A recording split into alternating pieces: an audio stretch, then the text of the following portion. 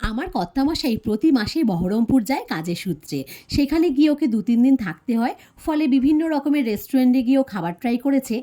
সেখানেরই একটা রেস্টুরেন্টের খাবার-দাবার ওর খুবই ভালো লেগেছে এবং আইটেমগুলো তো প্রতিটা খুবই অসাধারণ টেস্টি এবং পরিবেশনটাও সেখানকার অসাধারণ। কাঁসার থালায় পরিবেশন করে এবং প্রতিটা আইটেমও কিন্তু কাঁসার বাটিতে পরিবেশন করে, কাঁসার গ্লাস দেয়। তো তার জন্য ওর খাবার-দাবার এবং পরিবেশন দুটোই এত ভালো লেগেছে, প্রতিবার যখন যায় ও ওখান থেকেই খাবার-দাবার খায়। তো তার জন্য প্রতি মাসে এসেই আমাকে গল্প করে। তার জন্য আমি বলেছি যে, "এ মাসে যখন তুমি যাবে, ভালো করে ভিডিও করে নিয়ে আসবে, যেটা আমি সবার সাথে শেয়ার করব।" যারা বহরমপুর থাকো, তারা নিশ্চয়ই চিনবে দ্য ঢাকা রেস্টুরেন্ট। সেখানেই ও খাবার-দাবার ট্রাই করেছে। তো আজকে ও নিয়েছিল হচ্ছে ভেজ থালি। তার জন্য দেখো কী, কী আইটেম ছিল।